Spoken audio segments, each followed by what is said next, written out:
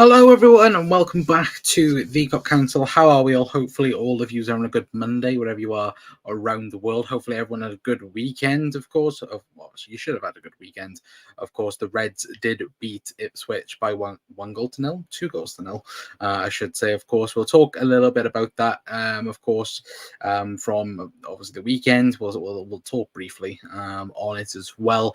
But we are here for more Liverpool news, of course. Obviously, yeah, your guys' thoughts on it as well, because look, one of the stories, look, is very, very funny and far-fetched, I think is the correct word anyway. But we are going to talk about, of course, Giorgio Mamardashvili, get the latest with him, what's going on, Liverpool getting the deal done. We'll talk a bit about that in a brief moment. We're going to, of course, talk about the bizarre story of Jared Branthwaite, of course, being linked to Liverpool, if you want to put it like that, or more realistically, obviously the betting odds did go down, and we're going to take a look at that as well. But yes, the betting odds did go down from obviously Liverpool signing Jared Branthwaite, and everyone's lost their crap over it. And of course, we'll talk a bit about that. And of course, the main story: Joe Gomez looks like he is going to be leaving the club.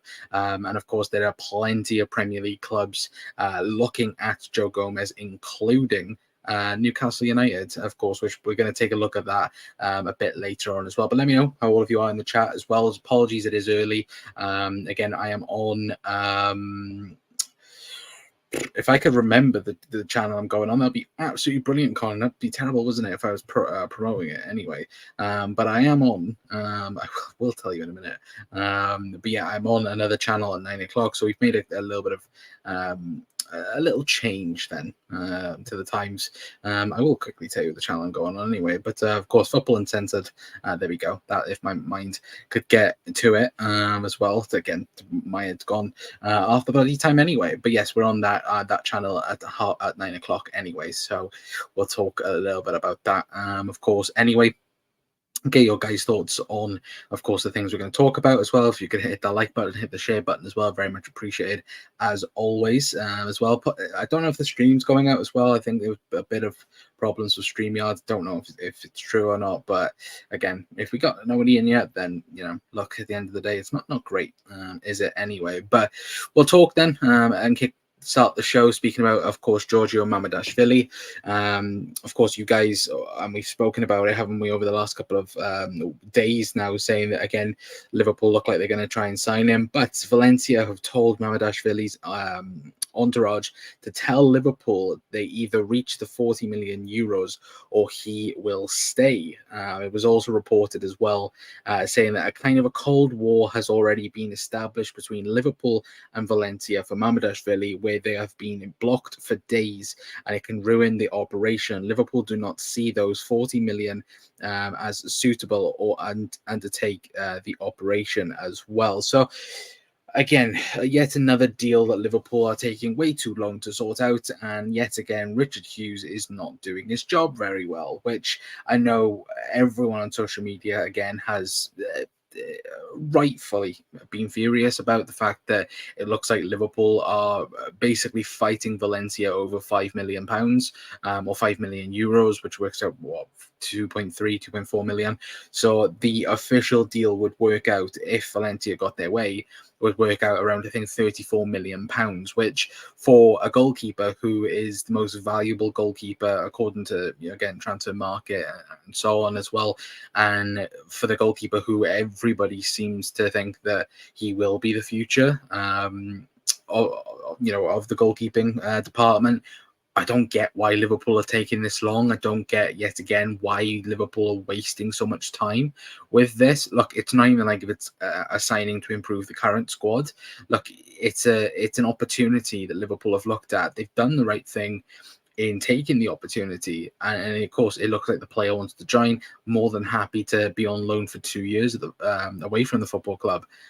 But then Liverpool are the ones then not really accelerating the move. Look, if Liverpool are really that desperate for £5 million, I don't get why. Because look, we've made money on deals like Dominic Solanke. We've made Fabio Carvalho has left the football club. Liverpool have made 50 odd million this season already without even, looking at anything else. So when you do look at it in that aspect, why are Liverpool taking so long with the Mamadashvili deal? Look, Liverpool need to get a move on in terms of bringing people in the door, because I think many people now think Liverpool will not bring anybody in. And at this present moment in time, you are now starting to think, maybe Liverpool aren't going to be bringing anyone in. Was Zubimendi the only deal Liverpool are working on?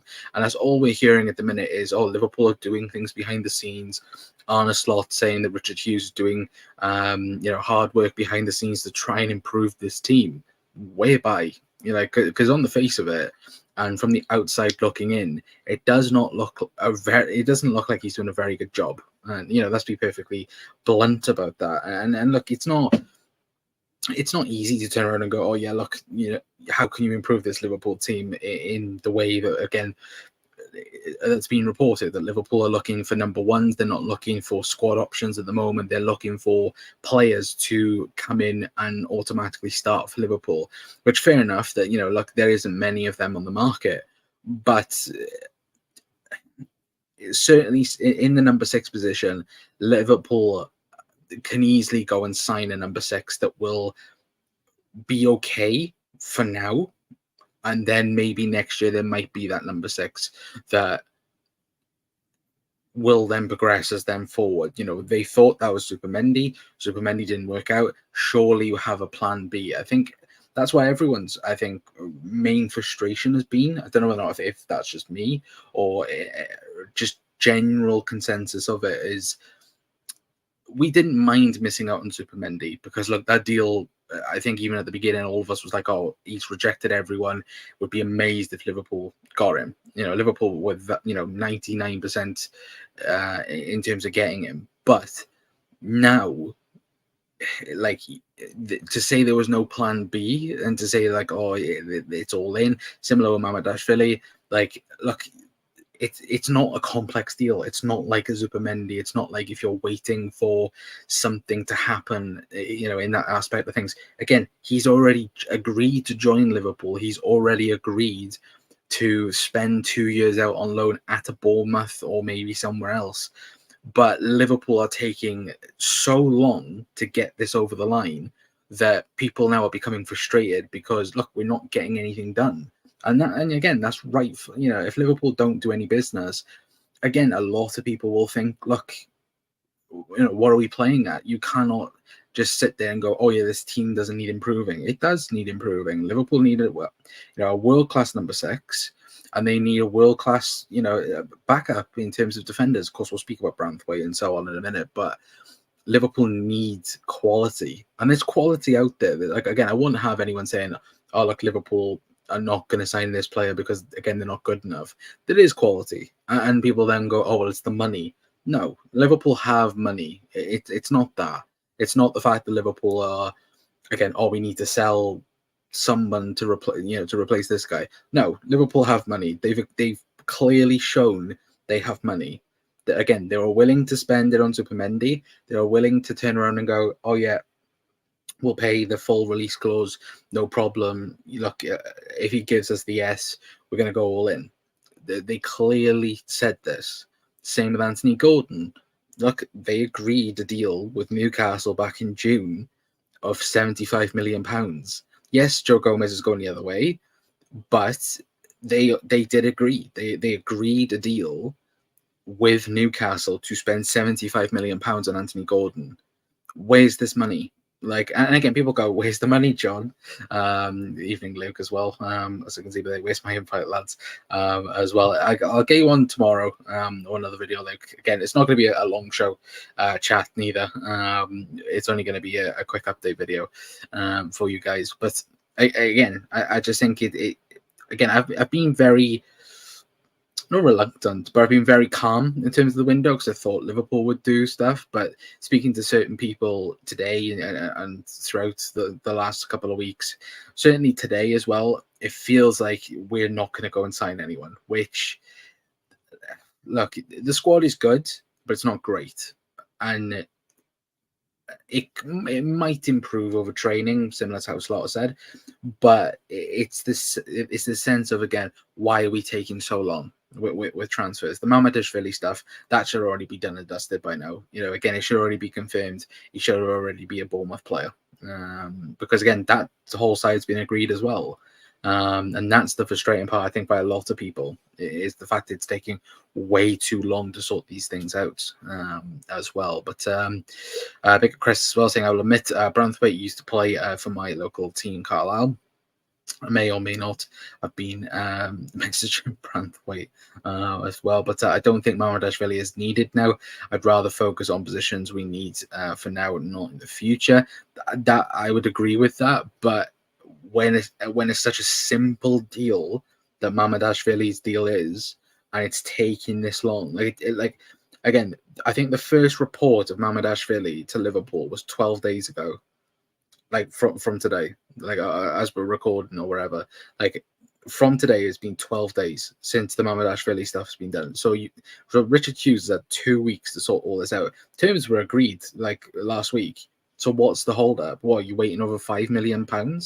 Like, come on, like move on, like get the players in the door. Look, I could be saying this now. Come the end of the transfer window or transfer deadline day, Liverpool get all their business done. Liverpool sign a class DM. Liverpool get a centre back. Liverpool even sign a winger. Again, then you wouldn't be fuming. Or we finally hear some encouragement in terms of the contract situations as well.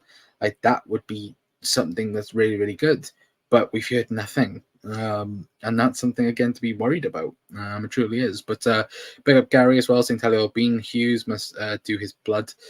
Blood. Jesus Christ. Hughes must do his bloody job ASAP. Yeah, 100%. Big up Carl as well. If you're doing well, no worries, love. Big up Luke as well. Big up 1892 Reds as well. Go and subscribe over there. A serious question needs to be asked about Hughes.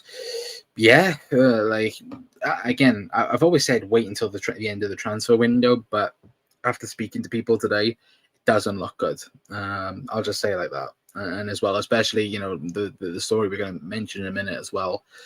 Obviously on Joe Gomez, again, him getting sold, and it looks like, of course, one particular team that's going to go for him that isn't the thumbnail or the title.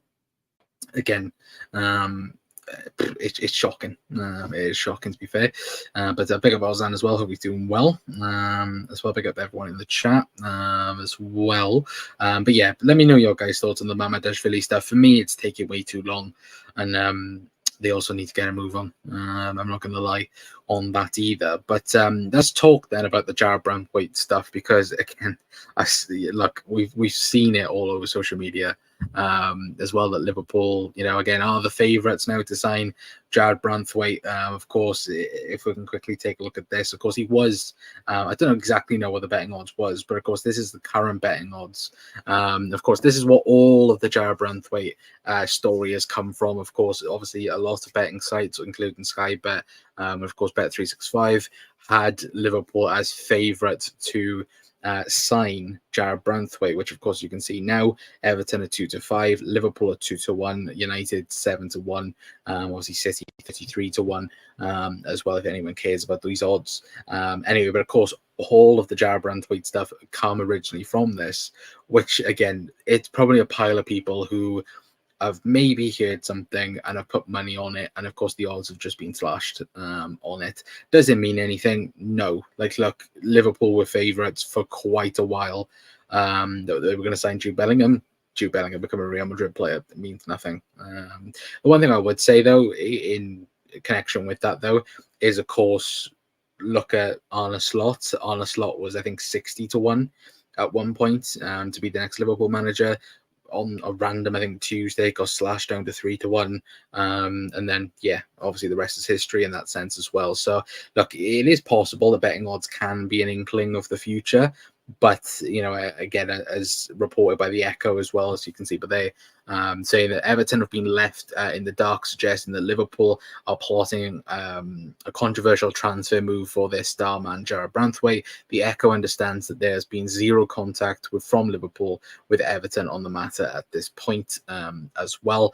And it was also said as well by Paul Ghost, whether a departure of Joe Gomez would lead to a genuine interest in Branthwaite remains to be seen, and is also unclear at this stage if there is any real appetite at Liverpool to push ahead with what would undoubtedly be a costly and shocking move as well. And for me, look, Jarrad Branthwaite, he is a good player. And again, I'm not going to sit here and say, like, no, he's hot. You know, like, he plays for Everton. He's a terrible player. He is. But, you know, all seriousness, he is a very good player. Again, 22 years of age. You know, Chris mentioned him just now.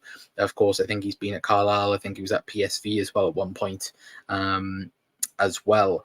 Look, he is one for the future. Like, when you're a 22-year-old player, English player as well, look, you're going to have a premium price. You just are.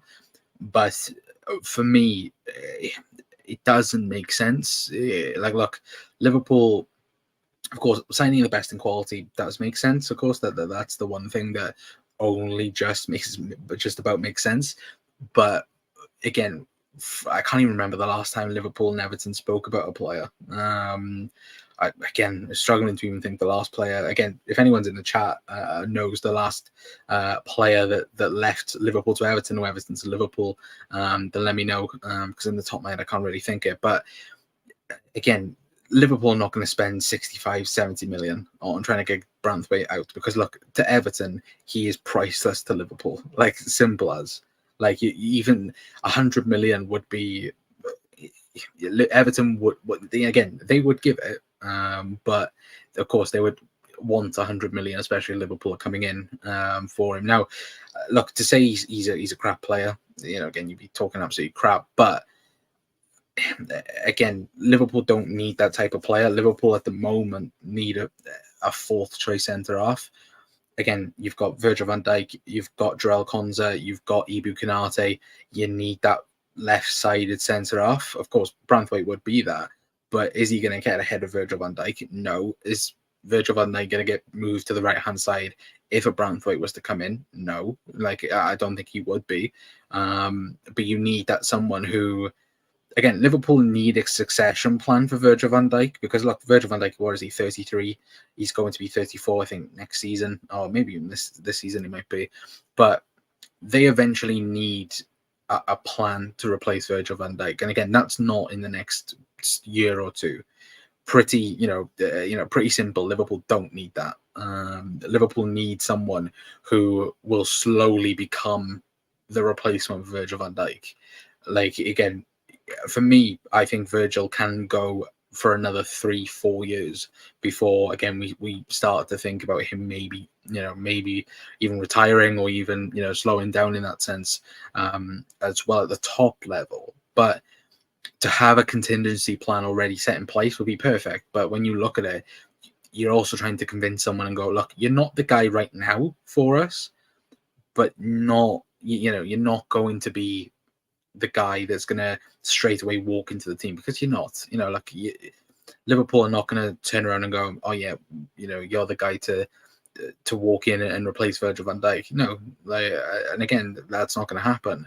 But of course, if he doesn't sign a new contract, then that will happen. But until that does happen, then look, for me, Van Dijk stays and he's Liverpool centre half for the next 2, 3, 4 years.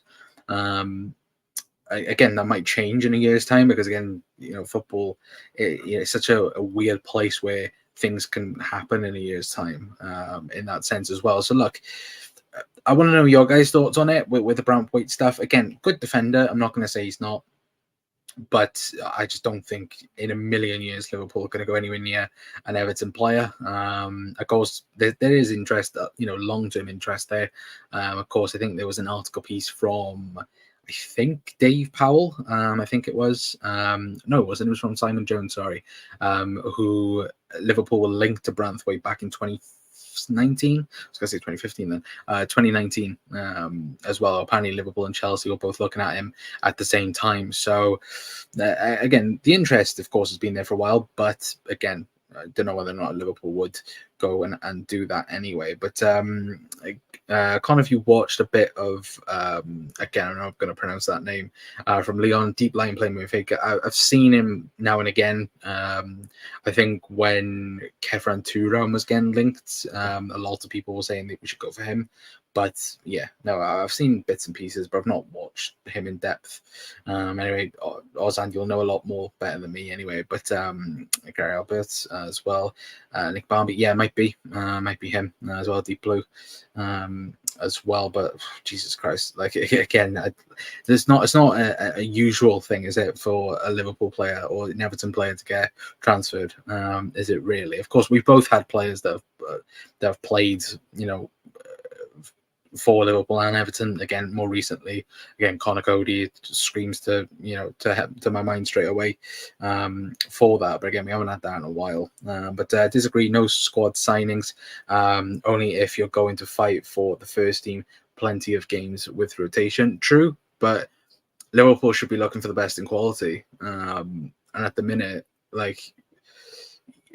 at the minute, who again, you have to look at the transfer window and who's available, but also who could replace Virgil van Dijk or as you say, but Virgil van Dijk and Mo would benefit with less games if we had the quality to share the workload. That's true. And again, I 100% agree with you, but on the market, who's available for the quality level, and also go say to them, oh yeah, you're going to be behind Mo Salah and Virgil van Dijk.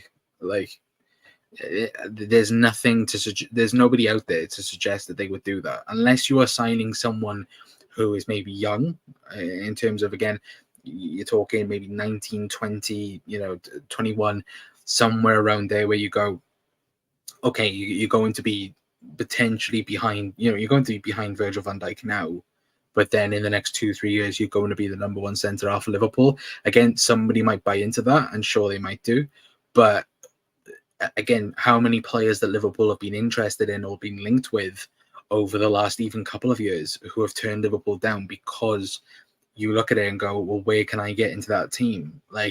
Again, when Liverpool come, we all think once Liverpool come and call in, that's it, and rightfully so.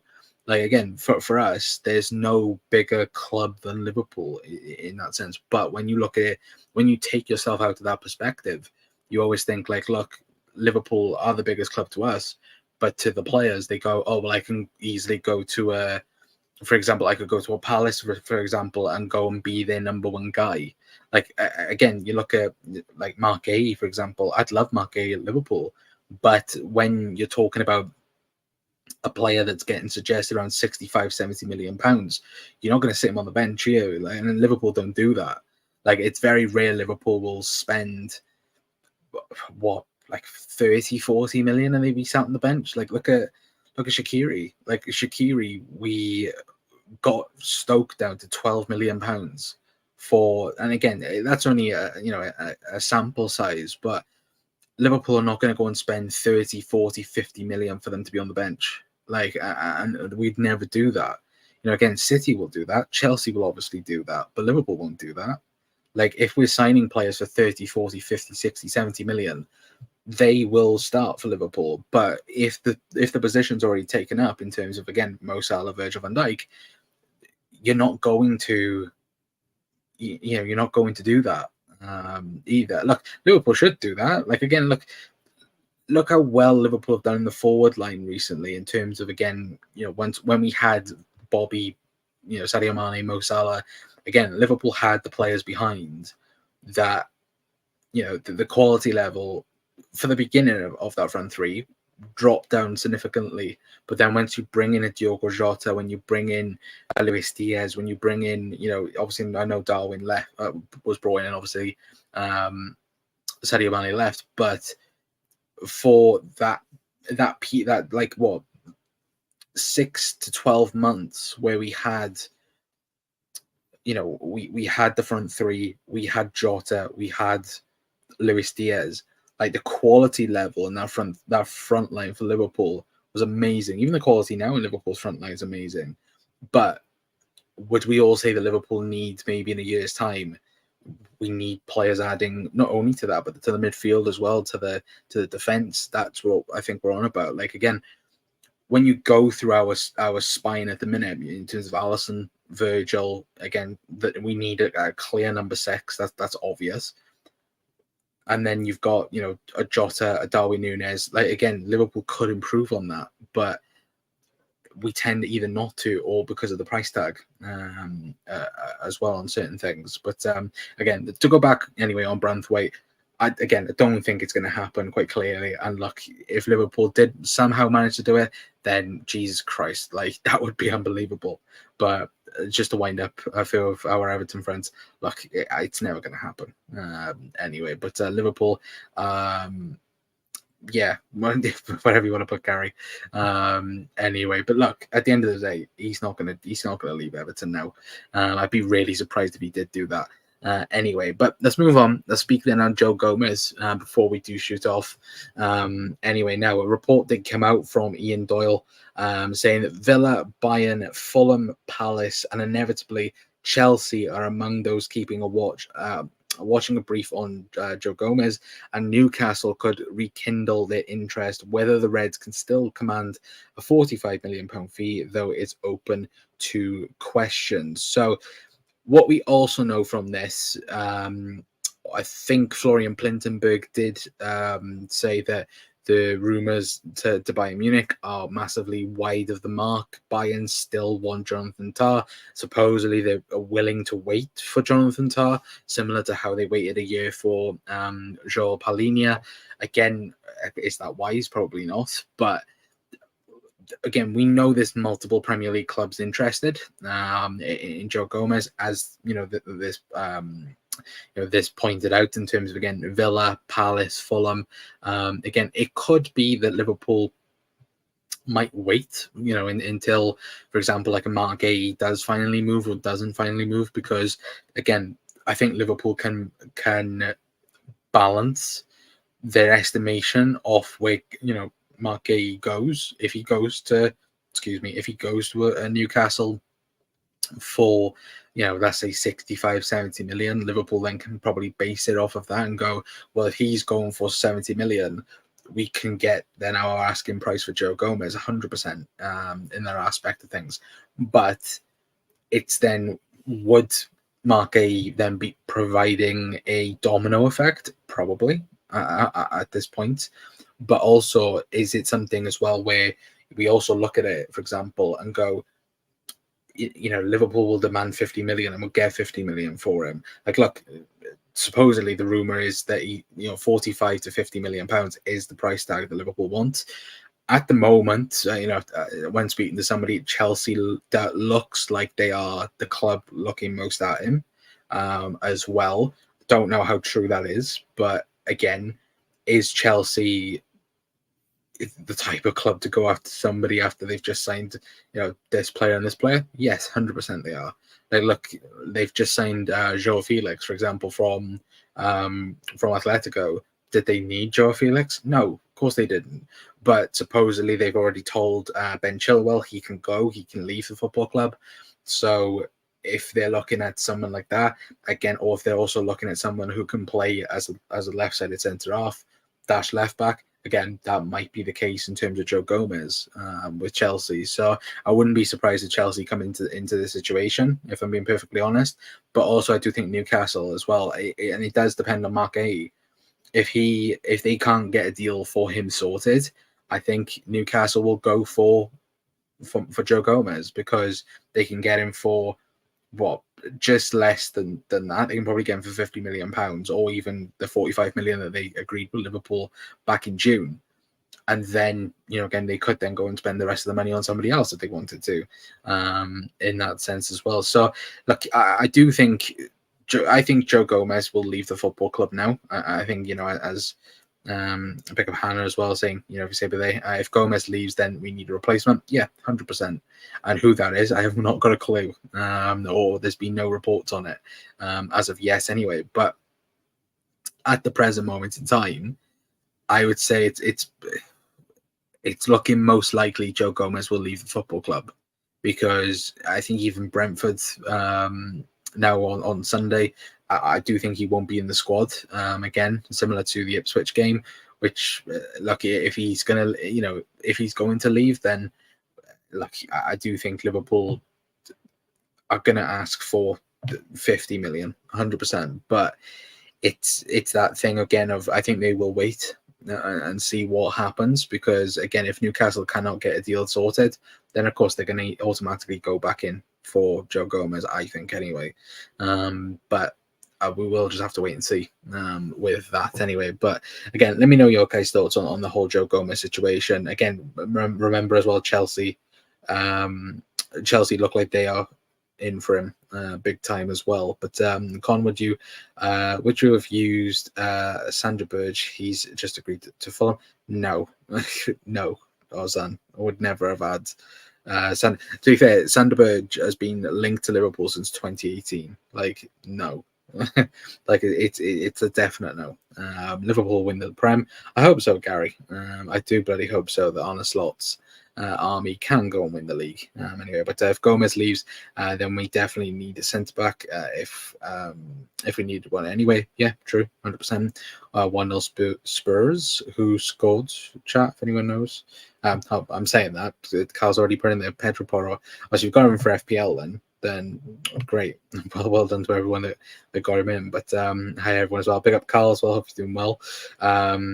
There'll be no one left at this rate. But the way it's going, yeah. Like again, like what is it? Owen Beck's probably going to go. Joe Gomez is gone. Like Liverpool are leaving themselves pretty thin at the moment, of course. And look, if everyone stays fit, like look, the squad will be really, it'll be sound. But look at last year, like Liverpool didn't have a left back fit last year, and Joe Gomez stepped up pretty big. So that's the only thing. Like again, like I've said it already. For me, Joe Gomez, I want him to stay at the football club. But like if he personally wants to leave and he's made that vocal, approach that look, I want to leave, I want to find somewhere new, then that's fair enough. Like, look, I don't want Liverpool to step in Joe Gomez's way, but it's also that sense of as well, like, look, I also don't want Liverpool to sell him on the cheap. I want Liverpool to get full price for him. Again, example, if Mark Gay's gone for 70, I want at least 50 for Joe Gomez. And look, teams may go for it. Like I said, Chelsea look like they're keen. Newcastle wouldn't be surprised if they can't get Gay over the line. As well. So look, there's plenty of opportunities out there for him. Again, Palace as well could also be a big shout if they go for him, but of course they're after I think it's LaCroix or Lacroix, if you have, if anyone's played FIFA, you'll know. But yeah, they're looking for him from Wolfsburg as well. So again, there is definitely a domino effect that might happen in the window with 2 weeks to go anyway. But so we're going to sell all of our players then. Yep, and not bringing anyone in by the looks of things, Carl. Anyway, but Gomez to Leverkusen for, again, I'm not going to pronounce his name, but I'm not really sure. I've not seen much about him. I'm not going to lie. The one defender I'd like is Diamande from Sporting. That would be the one for me. RFSG selling the club. It looks like it. I don't think so, Carl. Again, we all thought that, what was it, 2 years ago now? But yeah, they're not selling the football club, lad. Conor Bradley's gone as well, I think. No, he's not gone. Conor Bradley will stay. Will be Trent's backup. Again, if Trent leaves, then Conor Bradley is the right back for Liverpool next season anyway. But of course, hopefully that does not happen and Trent signs a new contract anyway. But I'm going to leave it there for tonight, guys. Anyway, big thank you to everyone for tuning in to tonight's show. Tomorrow's show, it's either going to be another update video or we're going to do a Premier League show tomorrow. So, of course, obviously, I was thinking tonight we may do a Premier League show, but because obviously Spurs are playing Leicester, I thought we'd leave it till tomorrow. So we may get a couple of people on to speak about it. Tomorrow will be normal time, 9 p.m. Like I said, because I'm on somebody else's channel. That's why it was brought forward tonight anyway. So, look, tomorrow will be normal 9 p.m. As usual, because like again I still think like it's going to be 10 o'clock in a minute, but no, it's nearly 9 o'clock anyway. But yeah, we're going to be doing that tomorrow anyway. And again, Wednesday, we might have James Pierce on. I've still not got a 100% of him yet, but again, Wednesday we might hear of James Pierce to talk about what's going on in terms of the contract signings, in terms of signings, departures, all that good stuff as well. And yeah, your guys' thoughts on it as well. So if you are new around here, of course, hit the like button, hit the subscribe button, and hit the share button as well. Very much appreciated as always. Anyways, but big thank you to everyone in the chat anyway. Very much appreciated as always for the support as well. And look, hopefully we'll get some good news over the next 2 weeks, of course. But look, football's back, of course. Preview will be on Friday as usual. And yeah, hopefully everyone has a good rest of your Monday. But until then, I'll see you guys tomorrow. I've been Connor from the Cop Council. I'll see you guys tomorrow. Ta-ra.